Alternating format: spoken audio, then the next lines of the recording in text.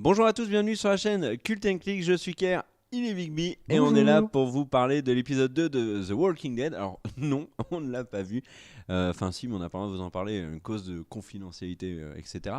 Mais toujours est-il qu'on a vu le teaser de cet épisode 2 qu'on va décortiquer avec vous. On peut le dire que si on dépasse les 800 000 abonnés sur la chaîne en une semaine, Oui, potentiellement ça nous donnerait les fonds pour pouvoir en fait payer quelqu'un d'AMC qui nous balance le truc. le contrat de confidentialité et du coup nous pourrions toutes les semaines vous liquer les informations des épisodes. Exactement.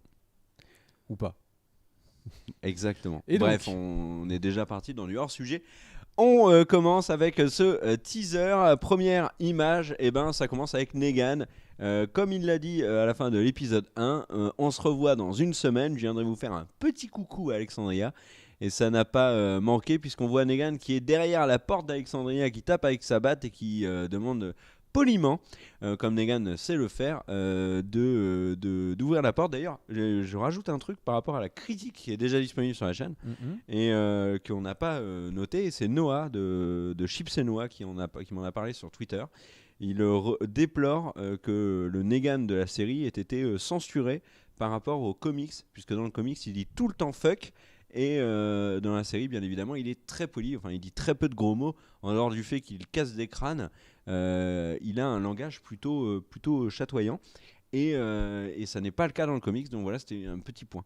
Bon, on s'en suit quelques... pour l'instant, voilà, donc on sait qu'on revient à Alexandria. Oui, qui sont revenus à Alexandria. On sait que du coup le conflit est amené à leur porte, littéralement. Oui. Et on sait que ça fait très image de hooligan des années 80. On a Rick, on voit Rosita, on voit Eugène. Petite information, ce teaser avait fuité dimanche avant la diffusion de l'épisode aux États-Unis, ce qui permettait à tous ceux qui l'avaient vu de savoir que Rosita, Eugène, Michonne, Rick n'étaient pas morts dans le premier épisode. Donc là, on voit les différents. Malin, astucieux. Astucieux, tout à fait. On voit donc. Alors, est-ce que tu peux enchaîner, Daniel, avec la prochaine image de ce teaser?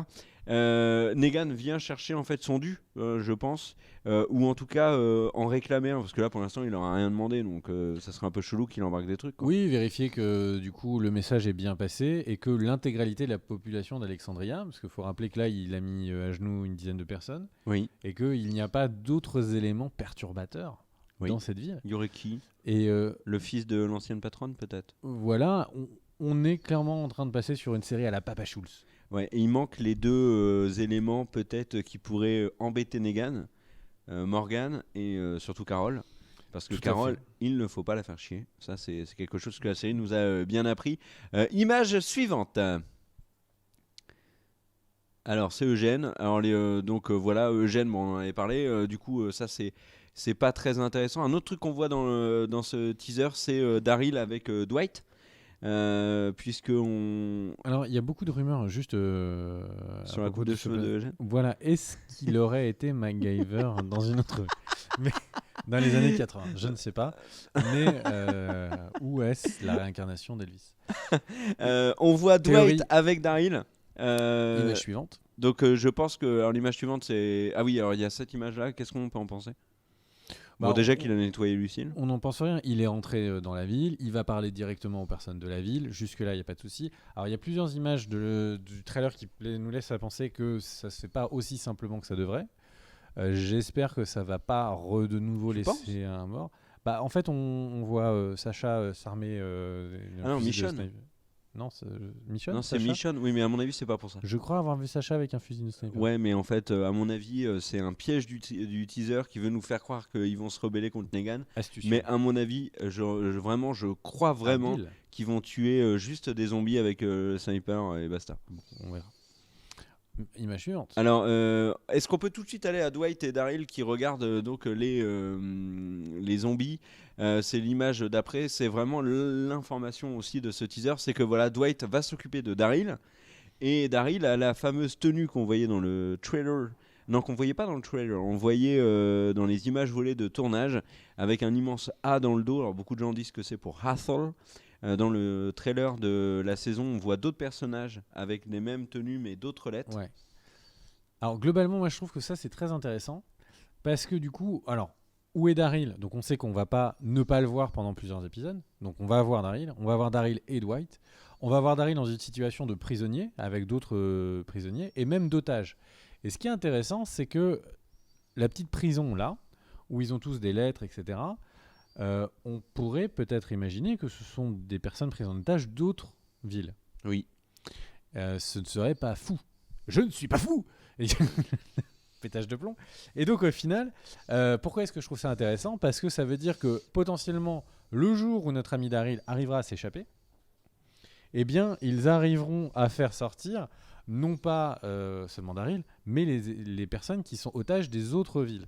Et donc le jour où potentiellement nos copains ou les copains d'un autre village arriveront à donc percer le sanctuaire, c'est pas un petit bout du sanctuaire, mais ça risque d'être tout le sanctuaire qui se pètera rapidement. Ou en tout cas d'avoir du coup toutes les autres villes ou tribus, j'ai envie de dire, qui du coup se mèneront à la danse. On a une autre info, Dwight qui avait déjà rencontré Daryl, et d'ailleurs ça s'était plutôt mal passé. On revoit Dwight avec l'arbalète de Daryl d'ailleurs dans le premier épisode.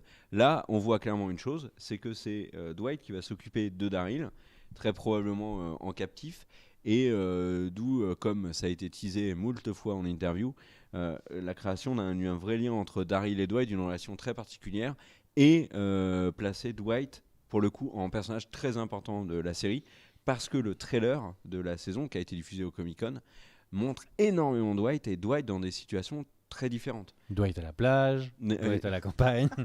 Alors, autre image. Alors, attends, juste avant de terminer sur Dwight, moi ce qui me fait peur, c'est que Dwight en fait et Daryl se coupe les cheveux. Le truc c'est que en fait ils ont un lien qui est pour être précis, ce qui m'inquiète, c'est que Daryl disparaisse parce qu'il a énormément de demandes de films, de séries, de jeux vidéo, donc Norman Reedus, et que Dwight devienne le Norman Reedus, le Daryl de la série, c'est-à-dire que ce soit lui qui soit le gars qui a l'arbalète, qui soit le mec qui va scouter les environs, etc. pour le groupe.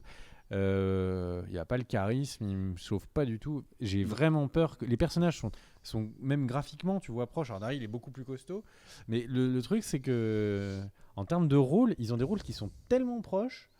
Il y a Jésus aussi. Il y a Jésus qui pourrait peut-être prendre la place de Daryl. Mais moi, je pense pas que Daryl va partir maintenant. Non, j'espère pas. Trop gros succès d'audience pour que l'acteur se barre maintenant. Et il est trop important. Il peut renégocier son contrat bien comme il faut. Il suffit qu'il attende encore quelques saisons et il pourra faire vraiment des gros films. Là, pour l'instant, ça resterait des petits films. Autre image, alors celle-là, qu'est-ce qu'elle est importante ? On voit Ezekiel. Ezekiel, on l'a découvert dans le trailer pour ceux qui n'ont pas eu les comics. Ezekiel, c'est qui ? Dans le trailer, il se présente. Je suis Ezekiel, le roi du royaume. Et c'est donc le monsieur qui a donc de magnifiques Nunlock, mais aussi un magnifique tigre, Shiva, un tigre blanc qu'on voit dans le trailer, qu'on devrait peut-être voir dans cet épisode. Ça, le tigre, c'est pas certain. Mais en tout cas, on va voir Ezekiel. Ça, c'est sûr, puisqu'il est dans ce teaser de l'épisode 2. On voit également derrière lui le personnage qui a récupéré Morgan et Carol. Donc, on comprend que Morgan et Carol vont faire la rencontre d'Ezekiel, et nous aussi. Et moi, là, pour le coup, je suis super emballé parce que se manger Negan et Ezekiel coup sur coup en 2 épisodes, mine de rien, ça ajoute énormément de plus-value à la série quand on sait qu'on a rencontré la colline il y a peu de temps avec Jésus et c'est tout. Et Grégory, mais enfin Grégory, on s'en fout. Ça fait vraiment beaucoup de personnages. Aussi. Il y a un obstétricien, mais c'est toujours utile. Surtout quand il y a une femme enceinte. Oui, voilà. Image suivante, Ezekiel, t'as un avis ? Pas vraiment d'infos, mais en fait, je suis content que la série qui était en train de s'enliser à Alexandria dans la saison précédente, là, certes, elle reste à Alexandria, mais l'espace autour est vraiment en train de s'amplifier. On voit le sanctuaire avec Negan, on voit le royaume avec Ezekiel, et du coup, certes, ils vont peut-être être sédentaires, mais un sédentaire pas chiant, parce qu'on va découvrir des choses, ce qui n'était pas le cas la saison précédente. Tout à fait, je te rejoins pleinement. Image suivante. Donc là, c'est la fameuse Michonne qui tire au sniper. On fait une rue complètement. Parce qu'au final, elle était de Sacha qui tirait, c'était dans le trailer du Comic-Con, qu'on a revu juste après. Donc voilà, moi, à mon avis, elle tire juste sur un zombie. Hein. Ouais. Image. Où elle met un headshot à Negan et là, boum, surprise. Internet est cassé, merci. Ciao, allez, on repart. Carole qui court. Donc en Bah, fait, la grosse info, c'est qu'elle fait son jogging. Pédigré pâle, j'ai envie de dire. C'est important d'avoir une Carole au poil soyeux. Alors, à mon avis, cette image, C'est un peu. c'est un flashback. Alors moi, ça m'a surtout fait penser en fait à peu près aux 2 tiers de, tu vois, de Rocky, le moment de l'entraînement où ils vont aller T'es pourrir pas les sérieux. mecs. Moi, je vais parler sérieusement. Carole court. Il y a une scène de l'épisode 2 qui est sortie. On l'a pas vue entièrement parce qu'on n'avait pas envie. Mais la seule chose qu'on voit, c'est que Carole, elle est en fauteuil roulant après s'être fait gravement blessée dans l'épisode dernier épisode de la saison 6. Donc Carole qui court, à mon avis, c'est un flashback et on comprend pourquoi elle en est arrivée là. Je ne vois que cette solution, ou alors peut-être un rêve. Ou alors c'est Inception, et alors là, what the fuck total. Il y a des dimensions parallèles. Negan passe de dimension en dimension. Ils font des bonds dans l'espace Ok. comme dans Battlestar Galactica. Enfin, Image c'est suivante. vraiment la merde, mais à mon avis, voilà, c'est un flashback. Donc là, c'est Negan qui. Est-ce qu'il n'y a pas un petit côté l'aîné les garçons Il y a José à droite, c'est Nicolas au milieu. Alors par contre, Cette image, elle pour est moi, tellement- c'est un vrai problème. Alors Negan a déjà montré dans l'épisode 1 en tenant des propos consternants à l'encontre d'Abraham qu'il a appelé le rouquin. Donc déjà, ça mettait en avant un certain racisme de la part de Negan. Et là, cet épisode, cette image nous confirme tout à fait ce côté un petit peu borderline de Negan qui visiblement, outre le fait de ne pas aimer les roux, ce qui est scandaleux, il n'aime pas non plus les gens imberbes, puisque les gens derrière lui sont particulièrement poilus. D'accord, je sais pas où tu vas aller. Bah ça y est, j'ai fini mon argumentation. Ok, bon, il n'y a pas grand chose à dire. Oui. Negan a des sbires, voilà, Voilà. on le sait. Image suivante, s'il te plaît. Et il y en a un derrière qui a l'air sacrément méchant. On voit Enid, et ça c'est une grosse information, car Enid visiblement n'est pas morte de faim dans le placard, ce que vous aviez été très nombreux à nous dire à la fin de la saison. Vous nous avez dit, mais attendez, Enid là, elle va pas tenir jusqu'au début de la saison 7, elle va mourir de faim dans le placard où l'avait enfermé Karl. On peut imaginer que c'est potentiellement elle qui va redécouvrir le royaume et retourner à Alexandria pour leur dire mais il y a le royaume, il faudrait qu'on fasse une rébellion. Peut-être, ou alors, théorie que j'aime beaucoup, Enid, et ben en fait, elle était l'envoyée de Negan. Ouais. Et là, elle se barre, elle court, il y a quelqu'un qui la suit, et elle dit non, ne me suis pas, je vais voir Negan, c'est mon papounet. Ou du royaume. En tout cas, ok, on a hâte de savoir qui elle sera en réalité. On enchaîne. Voilà. Petit moment gênant. Ça arrive. On est tous ensemble, on est là. Oui, on profite de la vie et de Oui, la latence de- informatique. Ah, c'était fini, nous dit Daniel, notre réalisatrice. Bah, c'était fini, ça se terminait sur Enid. Qu'est-ce qu'on peut attendre de cet épisode? Alors, un ralentissement massif. Oui, bah, j'ai envie de dire oui. Ça Il va va falloir se remettre de nos émotions. Ça va être, à mon avis, à peu près sûr. Et on va déjà, regarde, Negan qui arrive à Alexandria avec notre ami Rick qui dit c'est fini, je suis plus le boss de Burton. Toutes les réactions des On n'a différentes pas parlé de personnes. ça, les propos qui de Rick sont- qui dit que voilà, il reconnaît que c'est Negan le big boss. Que du coup, il va y avoir des réactions de ces figurants dans Alexandria.